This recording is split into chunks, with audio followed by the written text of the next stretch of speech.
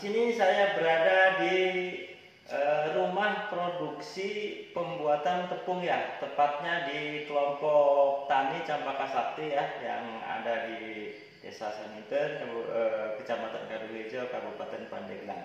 Nah, di sini akan ngobrol-ngobrol sedikit sama Bapak Dedi ya, selaku pembuat ya, tepungnya. Bagaimana sih prosesnya cara pembuatan tepung dari pengambilan umbinya, pengupasan, dan cara-caranya gimana si talas beneng itu tidak gatel ya. Rata-rata kan kalau memang dari luar juga gatel juga. Ini jadi prosesnya itu biar gatel terus langsung bisa dimanfaatkan. Oke Pak Dedi, kita baik. Terima kasih. Jadi begini Pak Dedi ya, kita akan urut-urutannya dari kita itu pengambilan bonggolnya, terus pengupasan, terus pencuciannya, perajangannya, sekaligus langsung menjadi tepungnya. Itu bagaimana? Oke Pak Dedi. Baik, begini Pak Iman. Kalau kita berbicara tentang budidaya talas beneng dari mulai budidaya sampai pengolahan ya pasca panen ya. Yang pertama kita harus perhatikan dulu dari bibit. Oh, ya. Bibit ini kita tidak bisa ambil dari liar Pak. Kalau untuk mengurangi asam oksalat. Karena oksalat yang dihasilkan dari bibit liar itu hampir 62.000 ppm. Nah, tapi kalau kita mengambil dari bibit juga yang berkualitas yang sudah kita tangkarkan, itu drastis akan mengurangi daripada asam oksalatnya. Nah, selain daripada itu teknis budidaya. Teknis budidaya kita harus dengan perawatan dengan baik, yaitu menggunakan baik itu pupuk organik ya, atau pupuk kandang, atau menggunakan juga pupuk kompos, itu boleh kan itu Pak ya. Nah, setelah itu dan ingat satu hal, ketika kita tanam harus catat. Nah, jadi tanggal berapa kita tanam, bulan berapa, tahun berapa. Karena si talas beneng ini punya karakter Pak. Nah, jadi ketika kita tanam kita akan tahu kapan sih waktunya panen. Karena talas beneng ini bisa dipanen ketika umur 1 tahun atau di umur 2 tahun. Itu untuk olahan chip atau gaplek untuk dibuat tepung. Oke, itu kan tadi 1 tahun 2 tahun. Betul. Misalkan kita panen di usia 1,5 tahun, itu apa itu kendalanya? Jadi begini, kalau kita panen di umur 1,5 tahun, yang pertama dia rendemen Pak. Rendemennya yang tinggi, ketika kita salah panen itu bisa saja terjadi umbi talas beneng ini memang beratnya cukup luar biasa. Ya mungkin di petani yang bisa dapat, tapi nanti kita di pengusaha bisa jeblok Pak. Artinya ketika kita ngambil di umur 1,5 tahun, itu rendemen bisa 81 atau 8 kilo basah menjadi 1 kilo kering. Tapi kalau kita tepat. Jadi intinya begini ya. Jadi di masa 1 tahun itu mungkin saripatinya itu ya, pas lagi padat-padatnya gitu. Betul sekali. Jadi ada selang lagi dari 2 tahun. 2 tahun. Itu kisaran berapa bulan masa-masa saripatinya itu? Dari usia 0 ya sampai 10 bulan sampai 1 tahun. Apa gimana? Jadi kita dari 0 tanam itu sampai umur 6 bulan sampai 8 bulan ya. Nah, 8 bulan itu saripati sudah baru naik. Nanti fall time-nya itu di umur 1 tahun. Nah, ketika di umur 1,5 dia turun kembali karena ada penambahan bobot umbi. Nah, ketika di umur 2 tahun dia fall time kembali Pak saripatinya, kan seperti itu. Nah, ketika kita panen kita harus tepat waktu. Oke, itu dari segi budidaya dan pemanenannya. Betul. Nah, sekarang mau tanyakan nih prosesnya cara pembuatan tepung itu dari ngambil umbi itu, sampai pengupasan, sampai pencucian biar nggak gatel ya, terus perajangan, penjemuran, sampai jadi tepung. Ya. Jadi pertama ketika kita mau panen kita harus bongkar dulu. Kita panen dulu daun, setelah panen daun kita potong lalu kita bongkar dengan menggunakan garpu, terus akarnya dibersihkan ya. Setelah itu kita potong-potong, setelah dipotong lalu kita kupas. Nah, cara mengupas pun hati-hati, kita harus tinggalkan yang kuningnya. Jadi yang putihnya sama kulit luar itu harus terbuang. Ya, setelah itu baru kita cuci. Cuci adalah batik isi dari kotoran tanah atau apa atau lumpur nanti ya. Setelah kita cuci bisa boleh juga nanti kalau mau masuk mesin kan harus dibelah Pak. Oke. Kan mesin terukur kan itu. Terus jadi dicuci udah di ini ya langsung dirajang, masuk ke pengeringan ya, nyampe kering baru penggilingan ya. Ya, jadi setelah kita cuci baru masuk kita ke mesin rajang chip ya. Nah, mesin rajang chip ini nanti kita sediakan bak air. Dan air itu sudah kita campurkan untuk mengurangi gatal ya, yaitu asam sitrat. Asam sitrat itu dengan konsentrasi 1 sendok teh, ya itu ukurannya 40 sampai 50 liter air. Atau kita bisa juga menggunakan garam kroso. Kalau garam kroso kita dengan menggunakan 50 liter air itu bisa dengan 10 sendok makan. Sedikit juga. Iya, sedikit juga Pak.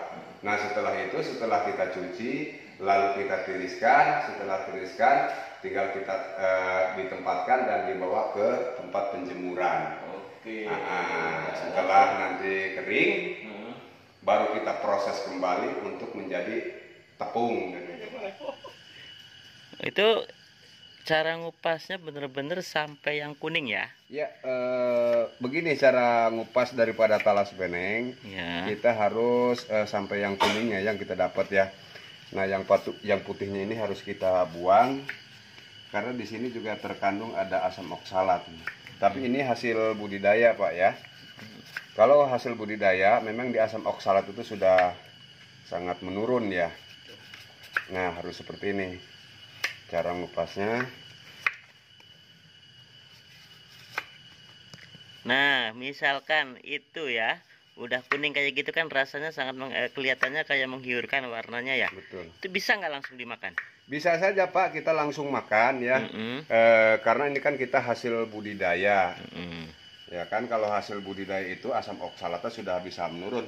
Bapak kalau boleh lihat ya, ini dia sudah turun. Nah, kita bisa makan. Ini manis Pak, karena hasil budidaya. Asam oksalat itu udah sangat minim sekali kan itu. Jadi kalau hasil liar itu identiknya bener-bener gatel ya? Ya, kalau yang dihasilkan dari liar itu gatalnya luar biasa Pak. Kalau ini bisa langsung dimakan ya? Ini bisa langsung dimakan Pak ya. Nah ini misalkan kita itu hasil dari luar ya, dari luar itu kan gatel, itu bisa nggak dihilangkan rasa gatelnya? Kayaknya kalau yang dihasilkan dari liar kita agak sulit karena kita harus ada perlakuan itu dari mulai budidaya atau pembibitan, gitu kan? Bagaimana kita menghasilkan umbi talas beneng yang berkualitas. Itu alurnya itu dari mulai bibit, ya, terus perlakuan dalam budidaya, lalu pasca panen kita juga harus tepat. Nah sehingga itu bisa mengurangi rasa gatalnya Pak. Ya, bener-bener sampai kuningnya ini ya. Betul Pak. Nah seperti ini Pak, kita. Jadi jangan sayang-sayang itu ya. Jangan sayang-sayang Pak. Nanti ini juga kita bisa olah Pak untuk limbah beneng itu tidak ada yang terbuang.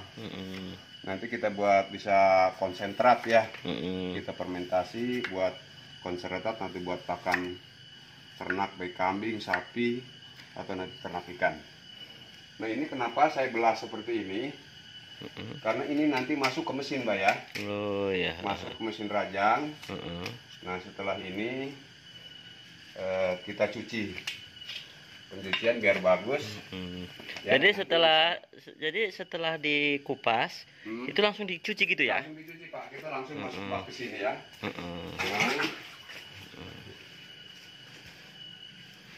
Kita langsung bak di sini. Iya. Nah ini kita cuci dulu biar bersih. Jadi cairan itu sudah dicampur sama apa namanya, obat atau biar nggak ini apa garam apa biar nggak kalau yang gatal? ini belum Pak. Ya. Yang ini masih dengan dicuci air biasa ya. Kita belum menggunakan apa-apa. Ini untuk mencuci kotoran saja. Nah seperti ini. Tapi dengan dicuci seperti ini sudah hilang gatalnya ya? Oh belum Pak. Nanti kalau misalkan dia ada gatal, kalau dicuci seperti ini belum. Ini hanya untuk menghilangkan kotoran. Nanti Ya. kita ada proses yang lain Pak ya. Ya. Oke, setelah ini bersih, lalu kita lari ke sini. Ke mana ini? Ini mesin perajang. Oh, ini mesin Chip ya. Nah, seperti ini Pak. Kita Prosesnya? nyalakan. Dia akan muter. Bapak bisa lihat. Seperti ini Ya. muternya. Oh, ini yang muter ini apa ini? Dia adalah pisau. Mata pisaunya ya? Mata pisau, kalau ke sana dia menjadi stick atau chip. Kalau ke sini dia jadi chip keripik kan Oh, itu. ini rencananya mau dibikin stick apa keripik? Kita buat stick dulu ya. Nah, biar kita kelihatan. Oke, ayo kita Nah, langsung ini baru praktek. kita tutup kembali. Coba dibuka aja, kita biar tahu. Lebih baik. Iya. Awas tangannya. Oke. Masuk. Coba. Coba. Nah. Coba ke situ ya. Oh iya.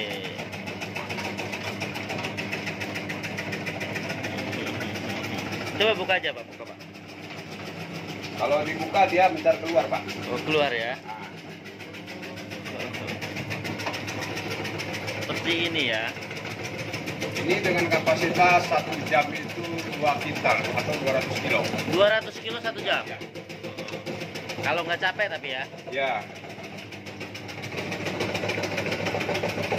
Ini sangat mudah sekali dan sangat membantu kita kepada para UMKM atau industri untuk membuat si talas beneng.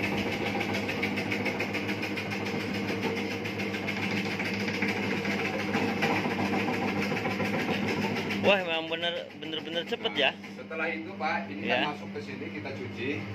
Nah inilah yang sudah kita campur dengan asam sitrat. Oh ini Ya. udah dicampur ini apa asam sitrat? Asam sitrat. Jadi takarannya itu 1 sendok teh untuk 40 sampai 50 liter air. Oh Nah, iya. nanti kita biarkan beberapa menit. Kita sambil cuci, dia akan munculnya seperti ini Pak ya. Setelah itu, Nah, wow, setelah ini kayak hasilnya kan luar biasa. kayak ngambil ikan ya. Betul. Ikan baru kita simpan di sini dulu.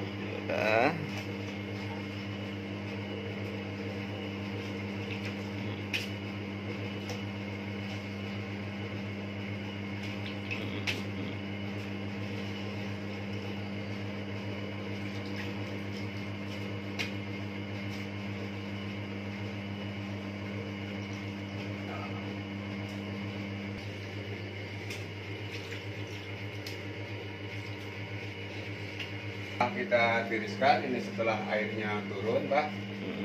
Kita ditiriskan. Ya. Lalu kita bisa ambil ini untuk dijemur nanti.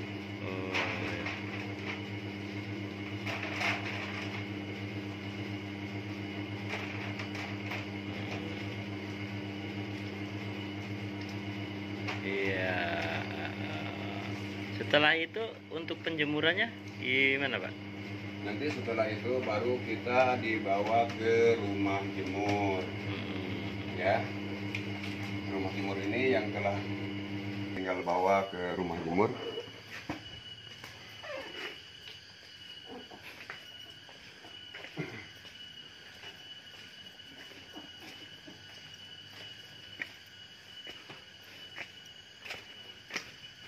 Nah ini rumah jemur yang ada di tempat kami Pak.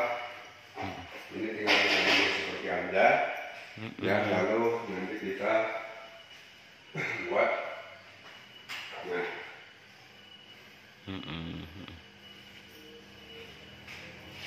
ini hasilnya Pak, yang udah kering ya. Ini prosesnya Biasanya begini seperti- ya. Seperti ini. Nah ini di sini ada blower biar kita kedap udara. Lalu si blower itu membuang angin lalu ventilasi. Nah ini nanti Oke. Nah setelah kering Pak prosesnya tinggal gimana Pak? Nanti setelah kering menjadi karet ini lalu kita giling dengan menggunakan mesin tepung ini. Kalau sudah kita siap dibuat tepung Pak. Oke, ayo kita ke sana ya. Mesin penggilingan chip talas beneng yang sudah kering, dia udah seperti ini, yang kering ya. Nah, nanti kita tinggal. Ini kira-kira kekeringannya berapa persen, Pak? Ini 12% Pak. Wah, 12% ya. 12% kekeringan. Nanti kita nyalakan dulu.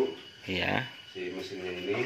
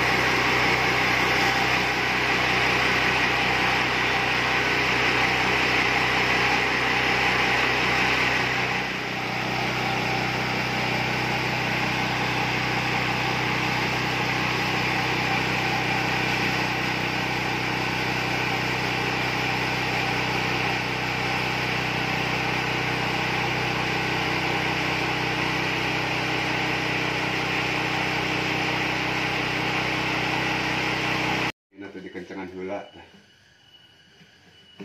Mungkin dina basih kana. Kita bisa lihat ini hasil tepungnya ya. Nah seperti ini. Nanti setelah ini kita ayak lagi Pak. Oh gitu ya. Ada pengayak tepungnya nanti ya sampai mes 100, mes 60, mes 80 nanti. Oke siap. Pak.